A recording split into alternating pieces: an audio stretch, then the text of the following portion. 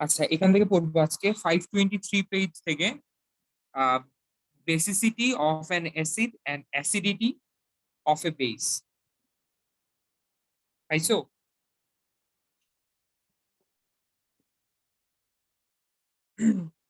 Hello, এটা কি পাইছো? বেসিসিটি জি ভাই। of an acid and acidity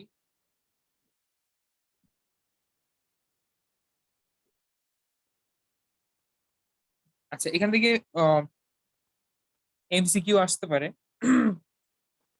basicity কি? একটা অ্যাসিডের বেসিসিটি বলছে, basicity of an acid is the number of mole of monoprotic base or monoacidic base required to neutralize completely 1 mole of that acid. একটু ভালো করে খেয়াল করে, প্রথমে প্রথমে বেসিসিটি অফ অ্যান অ্যাসিডের কথা বলতেছে।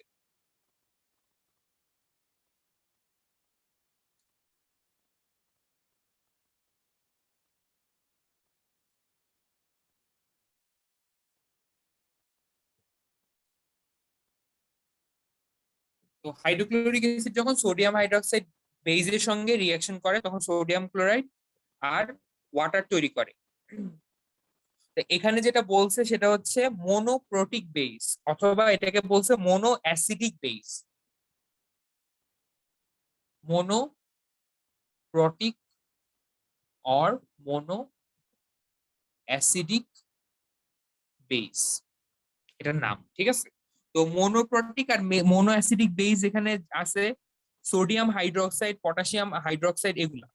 হ্যাঁ, তো এগুলার সঙ্গে যখন কোনো অ্যাসিড রিঅ্যাকশন করে, ঠিক আছে, তখন এখানে তোমার এখানে হাইড্রোক্লোরিক অ্যাসিড সোডিয়াম হাইড্রোক্সাইডের সঙ্গে যে রিঅ্যাকশন করতেছে, সোডিয়াম হাইড্রোক্সাইডের সোডিয়াম হাইড্রোক্সাইডকে নিউট্রিলাইজ করতেছে, জিনিসটা হচ্ছে নিউট্রিলাইজেশন রিঅ্যাকশন। তাহলে সোডিয়াম হাইড্রোক্সাইডের কত মোল নিউট্রিলাইজ করতেছে সেটাই হচ্ছে হাইড্রোক্লোরিক অ্যাসিডের বেসিসিটি, ঠিক আছে?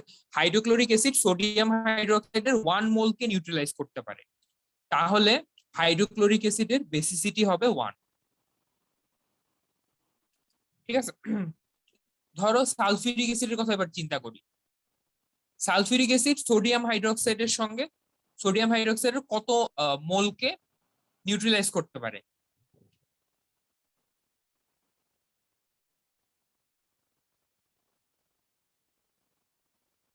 এখানে সোডিয়াম হাইড্রোক্সাইডের 2 মোল হবে, তাই না? তুমি যদি ইকুয়ালাইজ করো, ব্যালেন্স করো ইকুয়েশনটা, 2 মোল হবে।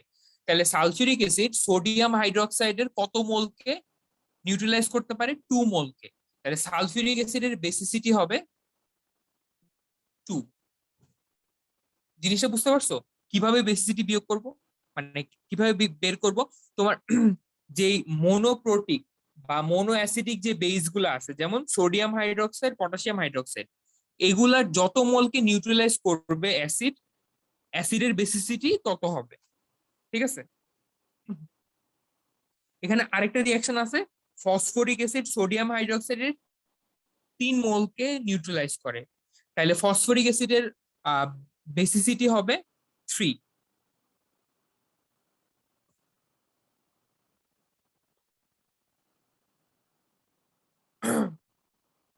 বুঝতে পারছো মনোপ্রোটিক বেসিসিটি?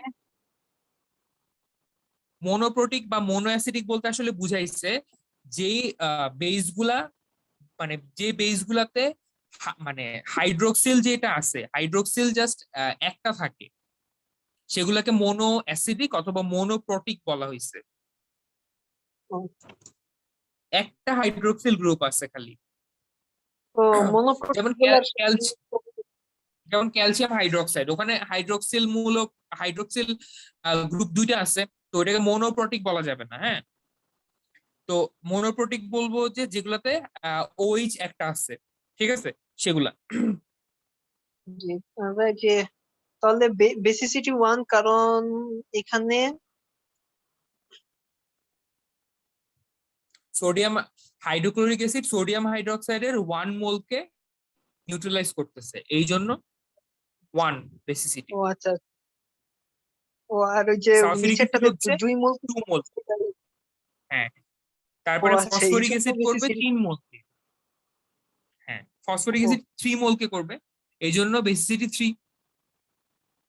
তবে এটা তো ওই যে রিঅ্যাকশনের উপর ডিপেন্ড করে, এটাতে সালফিউরিক অ্যাসিড 2 মোল কে করতেছে, কিন্তু আরেকটা রিঅ্যাকশনে তো 1 মোল বা 3 মোল কেও করতে পারে, তো তখন বেসিসিটিও চেঞ্জ হবে না? সালফিউরিক অ্যাসিড মানে কার কার সাথে করলে 3 মোল হবে? অন্য এখন তো কোনো বেজের সঙ্গে? এখন অন্য কোনো বেজের সাথে, এখানে তো সোডিয়াম হাইড্রোক্সাইডের সাথে করতেছে, তো যখন আরেকটা না বেজের সাথে আমি তো করবে। আমি তো না আমি তো বলে দিছি যে সোডিয়াম হাইড্রোক্সাইড অথবা পটাশিয়াম হাইড্রোক্সাইড, ঠিক আছে? মানে নির্দিষ্ট কিছু বেজ আছে, তো নির্দিষ্ট কিছু বেজের সঙ্গে যখন করবে তখন 2 মোলের সাথেই তো করবে সবসময়। তুমি করে দেখো, অন্য কোনো বেজ তুমি নিয়ে দেখো। ও মানে হচ্ছে গিয়ে সালফিউরিক অ্যাসিড যে এখানে বেজের সাথেই এখানে করুক। হাইড্রোক্সিড, হ্যাঁ হ্যাঁ, মানে যেই বেজের সাথে না, এমন বেজের সাথে করবে যেই বেজটা মোনোপ্রোটিক, মানে যেখানে ওএইচ একটা থাকবে। তো ওএইচ যখন একটা থাকবে তখন তুমি ক্যালকুলেট করে দেখো, যে কোনো ভাবেই ব্যালেন্স করে দেখো, 2 মোলের সাথেই করবে, এটা নিয়ম তাই।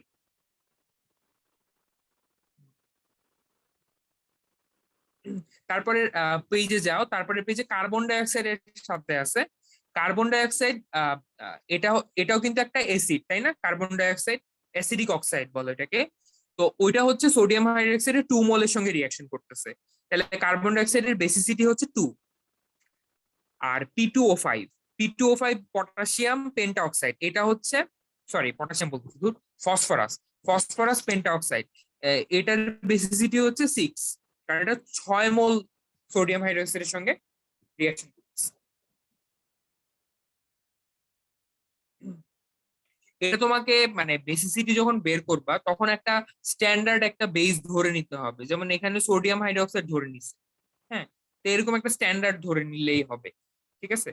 প্রত্যেকটার সঙ্গে টেস্ট করার কিছু নাই, একই রেজাল্ট দিবে। তুমি যদি কার্বন ডাইঅক্সাইডের সঙ্গে সোডিয়াম হাইড্রোক্সাইড দাও তাহলেও এটার বেসিসিটি 2 হবে, পটাশিয়াম হাইড্রোক্সাইড দিলেও বেসিসিটি 2ই হবে, এটা ফিক্সড, ঠিক আছে? চেঞ্জ হবে না। তারপরে হচ্ছে অ্যাসিডিটি অফ বেস, মানে বেজের অ্যাসিডিটি, এটা হচ্ছে উল্টাটা, ঠিক আছে? অর্থাৎ এখানে বলছে acidity of a base is the number of mole of monoprotic acid অথবা মোনোবেসিক অ্যাসিড। তার মানে হচ্ছে এখানে মোনোপ্রোটিক অথবা মোনোবেসিক অ্যাসিডের কথা বলছে, যেই অ্যাসিডে হাইড্রোক্লোরিক, মানে ধরো হাইড্রোক্লোরিক অ্যাসিডের কথা বলছে এখানে, যে অ্যাসিডে হাইড্রোজেন একটা আছে ওটাকে বলবো মোনোপ্রোটিক অ্যাসিড, ঠিক আছে? মোনোপ্রোটিক বেস কোনটাকে বলছি? যেখানে ওএইচ একটা আছে।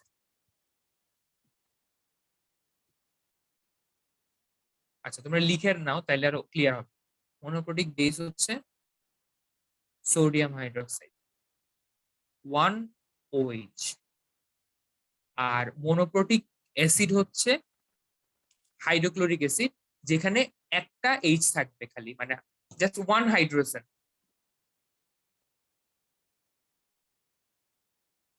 ঠিক আছে?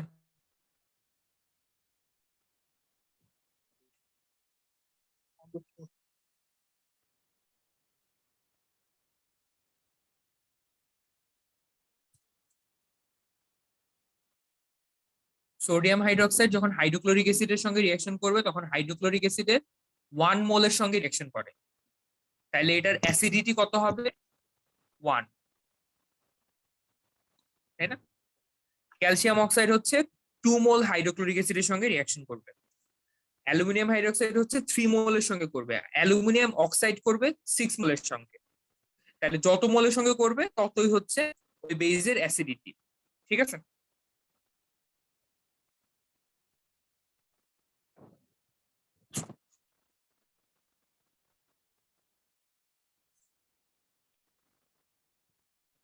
ঠিক আছে, বুঝতে পারছো তোমরা? এর পরের টপিকে তাহলে যাচ্ছি আমি। আচ্ছা ভাইয়া, বেইজের অ্যাসিডিটি কিভাবে হয়? কারণ বেস থেকে অ্যাসিড কেমনে চিন্তা করব? অ্যাসিডেরই না কতটুকু অ্যাসিডিটি এটা বলা যায়?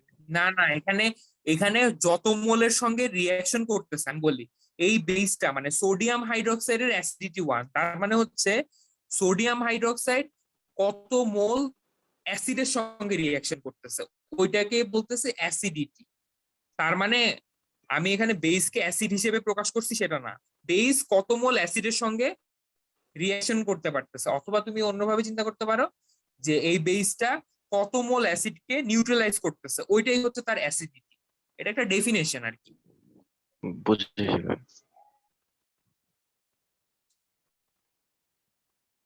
আচ্ছা, এরপরে আমরা যাবো পিএইচ এ। ঠিক আছে, পিএইচ তো তোমরা পড়ছো তাই না? পিএইচ কি বলো তো দেখি, মনে আছে কারো? পিএইচ পিএইচ তো এই যে negative logarithm of hydrogen plus ion.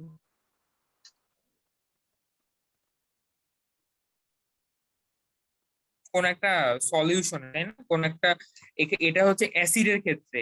মানে আমি যদি হাইড্রোজেন প্লাসের কথাই স্পেসিফিক্যালি বলি, তাহলে অ্যাসিডের মধ্যে আসলে এইচ প্লাস আয়ন আছে। তাহলে আমরা পিএইচ ক্যালকুলেট করলে আমরা অ্যাসিডের ক্ষেত্রে অ্যাসিডেরটাই করি তাই না? বেইজের ক্ষেত্রে কিন্তু পিএইচ হয় না, আবার পিওএইচ হয়। ঠিক আছে, আচ্ছা এটা আমরা পড়বো সবগুলাই।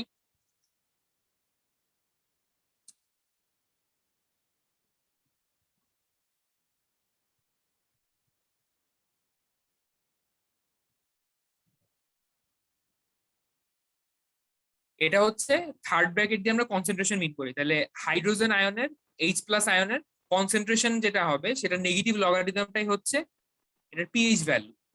ঠিক আছে, তা আমাদের মানে যে সলিউশনটা আছে সেই সলিউশনে যদি এইচ প্লাস আয়নটা না থাকে, তখন কিন্তু আমরা পিএইচ আসলে ক্যালকুলেট করতে পারি না। ঠিক আছে, তখন আমরা কিন্তু আমরা অন্য ওয়েতে আবার করতে পারি। ঠিক আছে, আচ্ছা, যাই হোক। আচ্ছা আচ্ছা, পিএইচ একটা স্কেল আছে, এই যে যেটা 525 এ দেওয়া আছে পিএইচ স্কেল। তোমাদের এটা মনে আছে নাকি আমি জানি না, তোমাদের ছিল নাকি আমি তাও জানি না। এখানে 7 থাকে, তারপরে এখানে থাকে এখানে ওরা লিখছে 0 এই পাশে, তারপরে 1 2 3 করে বাড়তে থাকে, লাস্টে থাকে 14। ছিল ভাইয়া, 7 এর বেশি হইলে বেস আর 7 এর কম হইলে অ্যাসিড। 7 এর কম হইলে অ্যাসিড, হ্যাঁ রাইট, অ্যাসিডিক। আর এটা হচ্ছে বেসিক।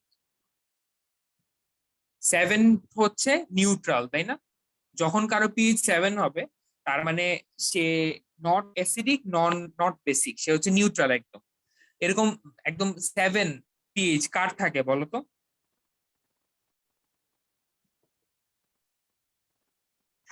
নিউট্রাল নিউট্রাল তো ওয়াটার। ওয়াটার নিউট্রাল না? জি। পিওর ওয়াটার, জি ভাইয়া। ওয়াটারের না। নর্মাল নর্মাল তুমি যে ওয়াটারটা খাও সেটা আসলে কিছুটা অ্যাসিডিক। তোমার ওই অ্যাসিডের মানে তোমার যে ওয়াটারটা আমরা খাই সেটার মধ্যে অনেকগুলো মিনারেলস থাকে, তো পিওর ওয়াটারে কিছুই থাকে না। তো ওই পিওর ওয়াটার তুমি খাও না, ওই পিওর ওয়াটার খাইলে তুমি বাঁচবা না। ঠিক আছে, কারণ তোমার ওয়াটারের সঙ্গে যদি তুমি মিনারেলস না খাও তাহলে তোমার তো শরীরে পাবা না, নিউট্রিয়েন্টস পাবা না। আচ্ছা, তো এই জন্য বলে পিওর ওয়াটার, যেটা পিওর ওয়াটারের পিএইচ 7, যেখানে ও তার মানে ভাই কোনো ওয়াটারের অ্যাসিডিক কোনো আচ্ছা অ্যাসিডিক অ্যাসিডিক বা ওয়াটারের বেসিক কিছুই নেই। মানে পিওর ওয়াটারে অ্যাসিড বা বেস কিছুই না, মানে এটা হচ্ছে একটা জাস্ট একটা নিউট্রাল, মানে নাথিং, এটা হ্যাঁ মানে অ্যাসিডের মধ্যে না। অ্যাসিড বেস কোনোটাই না, হ্যাঁ রাইট, অ্যাসিড বেস কোনোটাই না, যেটা বা দুটোটার মিক্সড বলতে পারো, যেটাই বলো তুমি ওইটা বলতে পারো। আর মানে আর পিওর আমরা যেটা ওয়াটারের কোনো কাজ নাই আমাদের বডিতে, যা করে সব মিনারেলস গুলা করে, মানে মিনারেলস গুলার জন্য আমরা ওয়াটার খাই। না, তুমি লিকুইডের জন্য ওয়াটার খাও।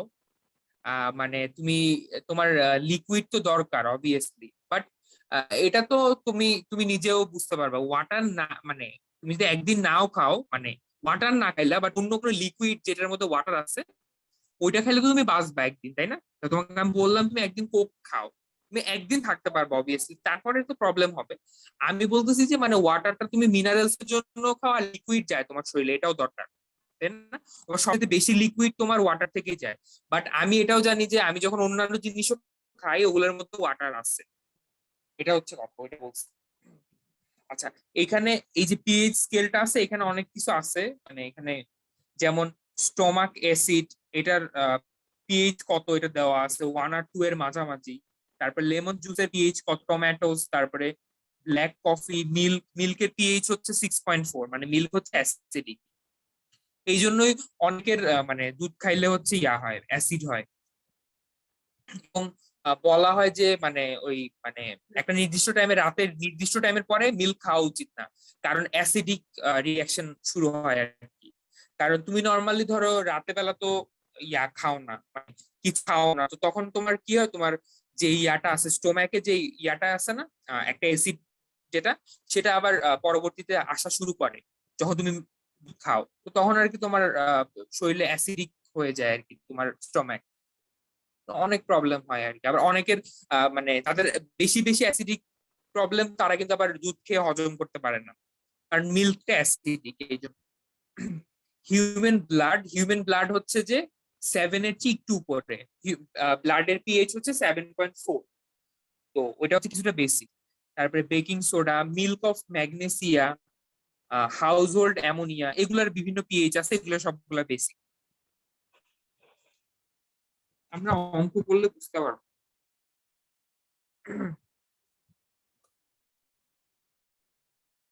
আচ্ছা, 526 পেজে দেখো, এখানে একটু কথা লিখছে। If some acid is added to water having pH value 7, the concentration of hydrogen ions increases due to the dissociation of the acid molecules, hence pH of that solution decreases below 7. এই কথার মানে হচ্ছে যে যদি তুমি কোন একটা মানে পিওর একটা ওয়াটার আছে, ওটার পিএইচ হচ্ছে 7, ওইটার মধ্যে তুমি যদি অ্যাসিড মিক্স করো, অ্যাসিড মিক্স করলে কি হবে, ওখান থেকে যে এইচ প্লাস আছে, এইচ প্লাস গুলা সলিউশনে বাড়তে থাকবে, আর এইচ প্লাস এর কনসেন্ট্রেশন যদি বাড়তে থাকে তাহলে পিএইচ ভ্যালু কি হবে বলো তো? কমবে, কমবে। 7 এর চেয়ে কমে যাবে, রাইট? হ্যাঁ। সেম ভাবে তুমি যদি কোনো একটা পিওর ওয়াটারে বেজ অ্যাড করো, তাহলে বেজ কি করবে, বেজ কি করে, ওই মানে হাইড্রোক্সিল আয়নটা বাড়ায় দেয়, আর কোন জায়গায় যদি হাইড্রোক্সিল আয়ন বেড়ে যায়, হাইড্রোজেন আয়ন কমে যায়। আমরা আগের কোন একটা টপিকেও পড়ছিলাম, কারণ এইচ প্লাস আর হাইড্রোক্সিল এই দুইটা একটা একটাকে ব্যালেন্স করে, একটা বাড়লে আর একটা কমবে, ঠিক আছে? সো যদি হাইড্রোক্সিল আয়ন বাড়ে তাহলে হাইড্রোজেন আয়ন কমে যাবে, হাইড্রোজেন আয়ন কমে গেলে পিএইচ ভ্যালু বেড়ে যাবে, তাহলে সলিউশনটা বেক হবে।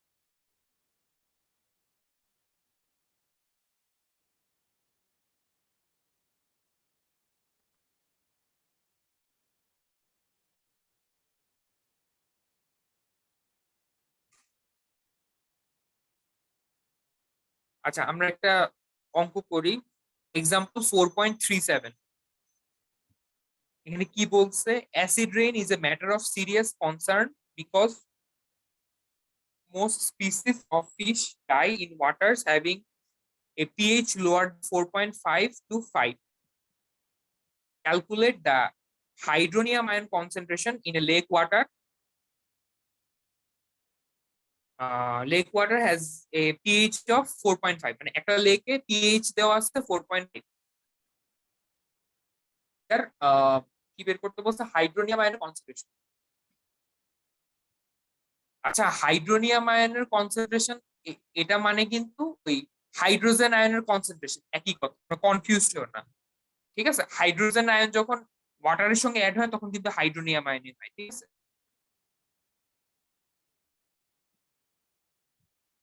তো তুমি যদি এই জিনিসটা লেখো তাহলে ভুল হবে না, ঠিক আছে? আচ্ছা, এখন এখান থেকে হাইড্রোনিয়াম আয়নের কনসেন্ট্রেশন কিভাবে বের করবো? লগটাকে যদি অন্য পাশে নিয়ে যাও তাহলে কি হয় জানো, অ্যান্টি লগ, মানে লগের ইনভার্স করলে ওটা হয় anti log, anti log minus pH.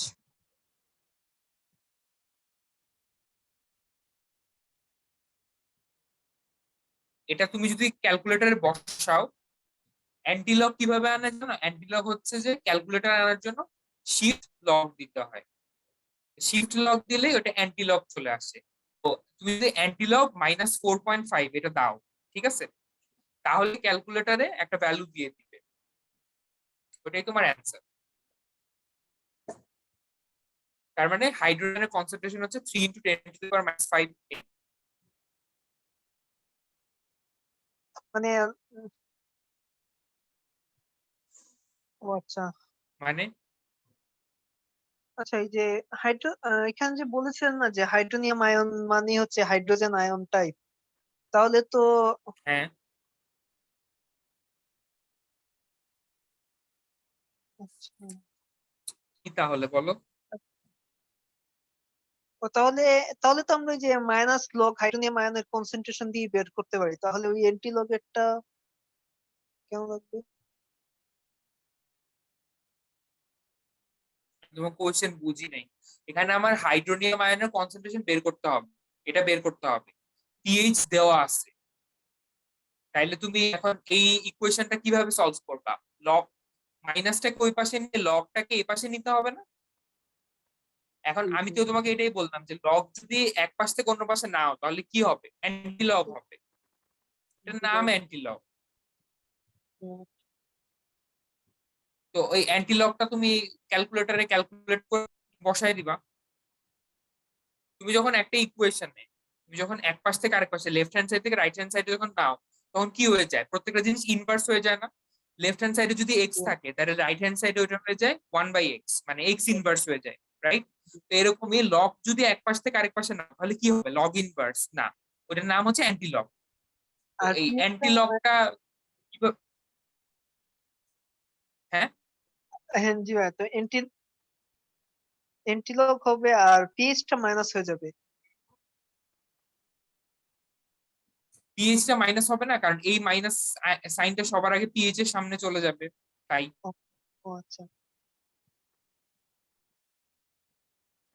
প্রথমে মাইনাস সাইনটা যাবে তারপর লগ যাবে।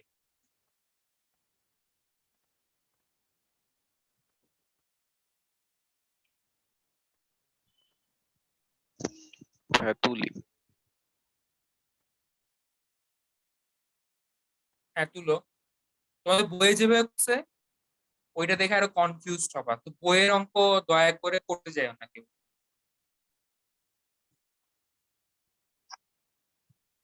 তোমরা ক্লাস না করলে পরীক্ষার আগে আর ওই বইয়ের অঙ্কই দেখতে যাবা, তখন দেখবে কিছুই বুঝবা না।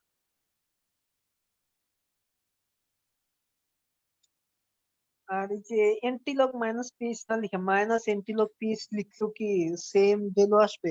না না না, অ্যান্টিলগ মাইনাস পিএইচ আর মাইনাস অ্যান্টিলগ পিএইচ সেম কথা না, অ্যান্টিলগের সামনে কিছু দেওয়া যাবে না।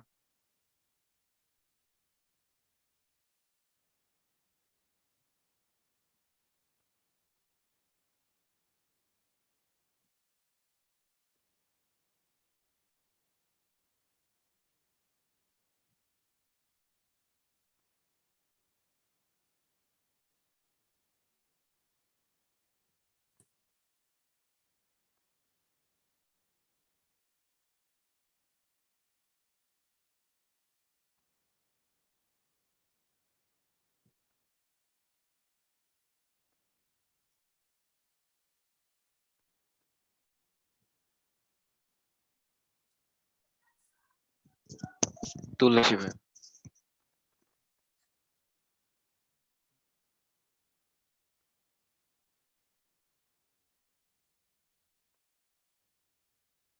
আচ্ছা, মনে আছে আমরা আগে ফর্মুলা শিখছিলাম যে এইচ প্লাস এর কনসেন্ট্রেশন ইনটু, এটা ছিল হচ্ছে এইচ প্লাস অথবা হাইড্রোনিয়াম হোয়াট এভার, এই দুইটার কনসেন্ট্রেশন মাল্টিপ্লাই করলে কত হয় মনে আছে? আমরা শিখছিলাম যে কে ডাব্লিউ। এটা আমাদের এখন লাগবে, ঠিক আছে?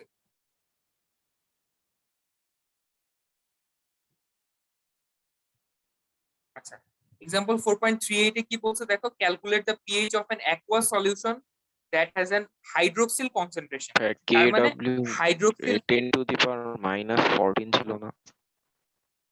আচ্ছা সরি, ভুলে 4 লিখে দিচ্ছি, 1 দিতে ভুলে গেছি। ঠিক আছে, এখানে তোমার 4.38 এক্সাম্পলে বলছে পিএইচ বের করো যেটার হাইড্রোক্সিল আয়নের কনসেন্ট্রেশন দেওয়া আছে। তো হাইড্রোক্সিল আয়নের কনসেন্ট্রেশন তোমার দেওয়া আছে, তুমি যদি পিএইচ বের করতে চাও তাহলে তোমার হাইড্রোজেন আয়নের কনসেন্ট্রেশন জানা লাগবে, ঠিক আছে? তাহলে এই ফর্মুলা থেকে আমি যদি হাইড্রোজেন আয়নের কনসেন্ট্রেশন বের করতে চাই তাহলে কি হবে, KW ডিভাইডেড বাই এটা।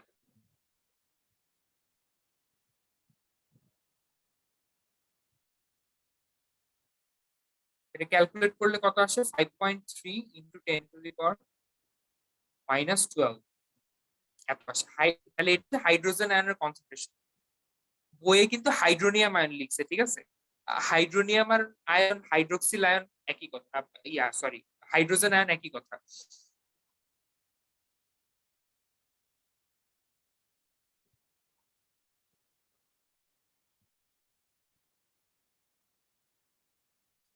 ক্যালকুলেটরে কি করবা, প্রথমে মাইনাস লিখবা, লগ দিয়ে এই 5.3 ইন্টু 10⁻⁻12 এটা লিখবা।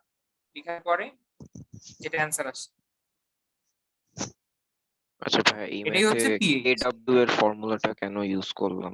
কোশ্চেনে তো কোনো ইন্ডিকেশন নাই যে এইটা ইউজ করতে এখানে হবে। তোমার এখানে তোমার বের করতে, কি বের করতে বলছে, পিএইচ বের করতে বলছে না? পিএইচ যদি তুমি বের করতে চাও তাহলে তোমার হাইড্রোজেনের কনসেন্ট্রেশন লাগবে না, এই যে এটা লাগবে না, H+, বুঝো নাই? এই H+ লাগবে না, এটা H+টা তুমি পাবা কোত্থেকে? তোমাকে তো দেওয়া আছে, এটা হচ্ছে গিভেন দেওয়া আছে, এইটা হাইড্রোক্সিল আয়নের কনসেন্ট্রেশন। তোমার হাইড্রোজেন আয়নের কনসেন্ট্রেশন তুমি কোত্থেকে পাবা? তুমি নিজেই চিন্তা করো।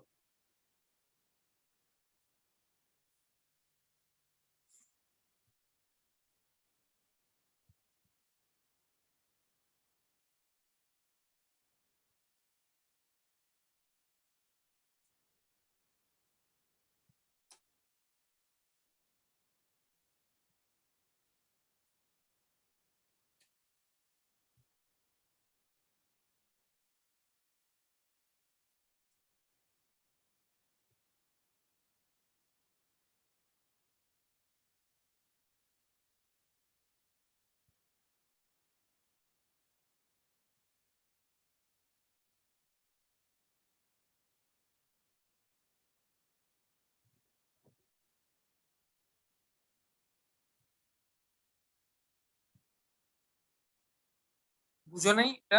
আমরা বুঝছো?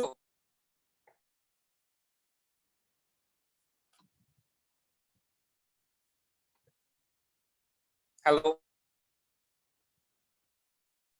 হ্যালো। হ্যাঁ আচ্ছা, আমার কথা কি শোনা যাচ্ছে? বলছিলেন? যে এখন শোনা যাচ্ছে ভাইয়া। ওই যে লাস্ট যে বলেছিলেন, এই যে হাইড্রোজেন আয়ন শের যা জিজ্ঞেস করেছিল, হাইড্রোজেন আয়ন কেন বের করেছেন, ছিলেন যে ওই পর্যন্ত এখানে তোমার শুনছিলাম। তোমার দেওয়া আছে হচ্ছে হাইড্রোক্সিল আয়নের কনসেন্ট্রেশন মানে OH-, এটা বুঝছি দেওয়া আছে।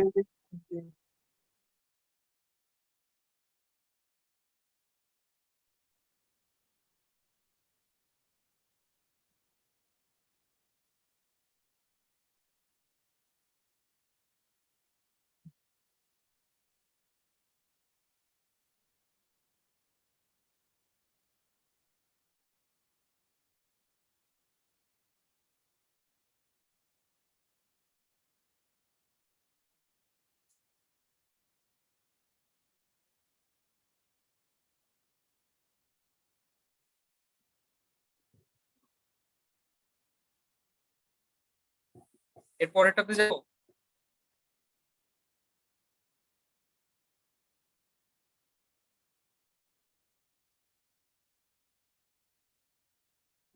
হ্যালো, আমাদের কি নেটে প্রবলেম করতেছে নাকি? জি ভাই, হ্যাঁ ভাই, যেতে পারে।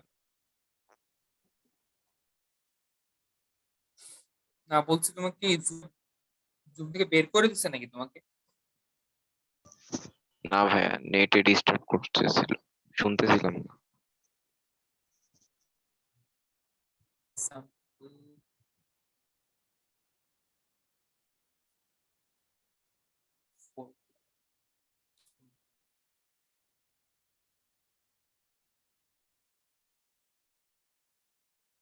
আচ্ছা 4.3 বলছে in gastric juice of stomach pH value is 1.4. What will be the molar concentration of H plus ion? H plus ion এর মোলার কনসেন্ট্রেশন কত? H plus ion অথবা H3O plus ion একই কথা তাই না? এখানে হচ্ছে pH দেওয়া আছে 1.4, তো খুব সহজ, pH মানে হচ্ছে মাইনাস লগ H প্লাস, আগের অঙ্কের মতোই। তাহলে H প্লাস কত হবে? অ্যান্টি লগ মাইনাস pH,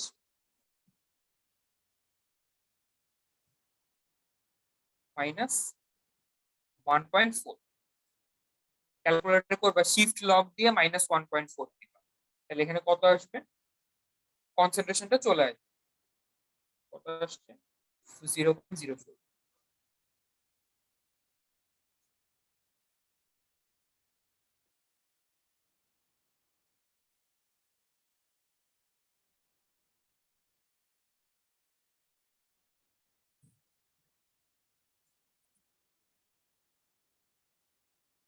আচ্ছা কোন সলিউশনের পিএইচ যত কম হবে, ঠিক আছে, ওটা কি তত বেশি অ্যাসিডিক হবে নাকি তত বেশি বেসিক হবে বলো তো? pH যত বেশি হবে তত বেসিক হবে।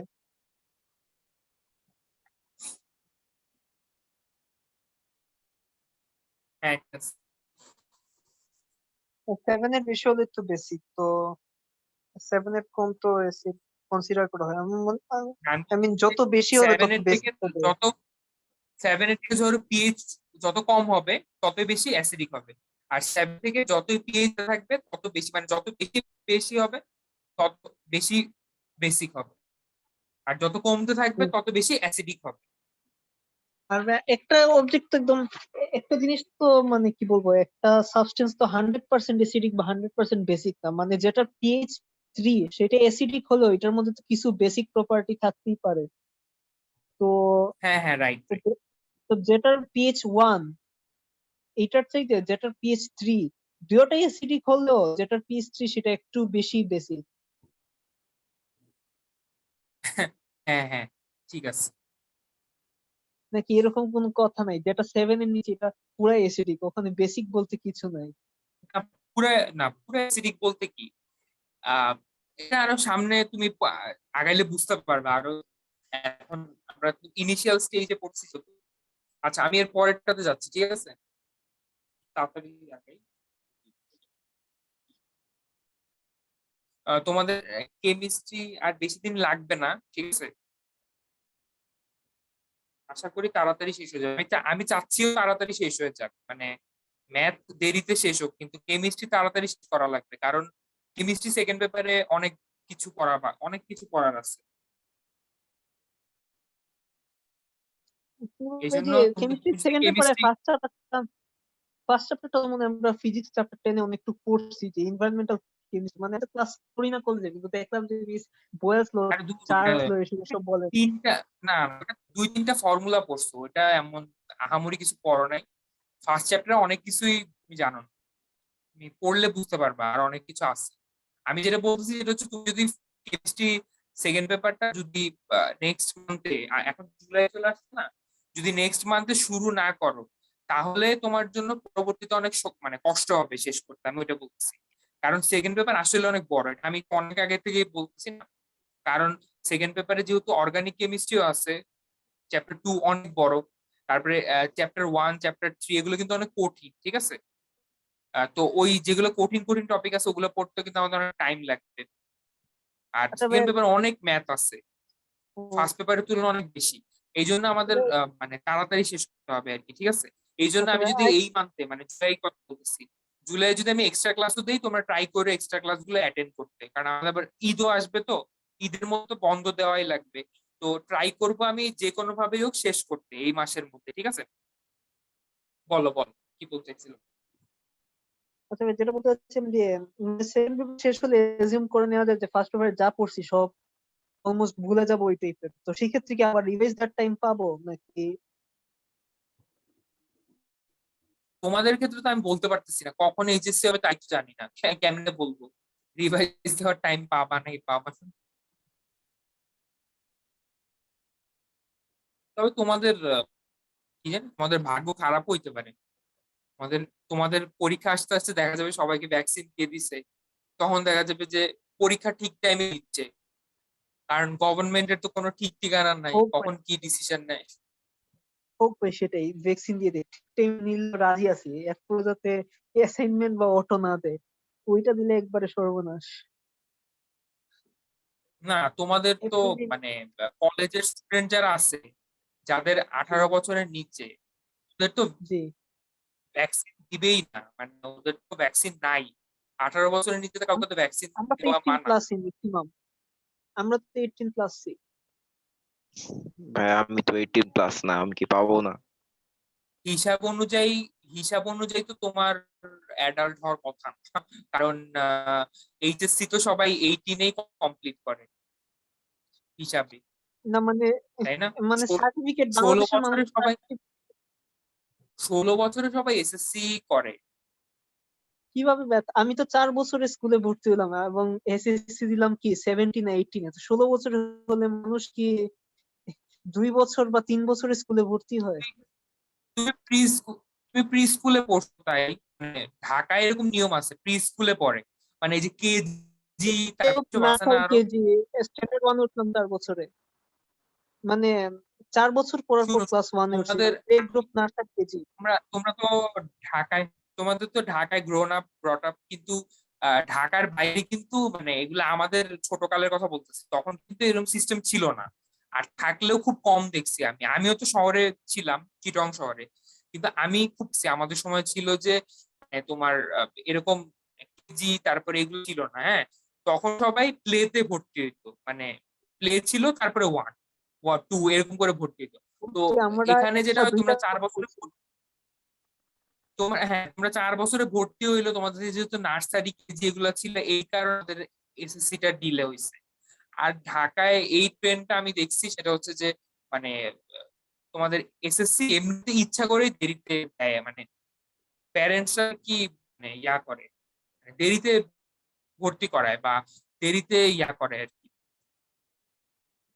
তো এই জন্য আর কি তোমার মানে নিয়ম অনুযায়ী আমি আমি যে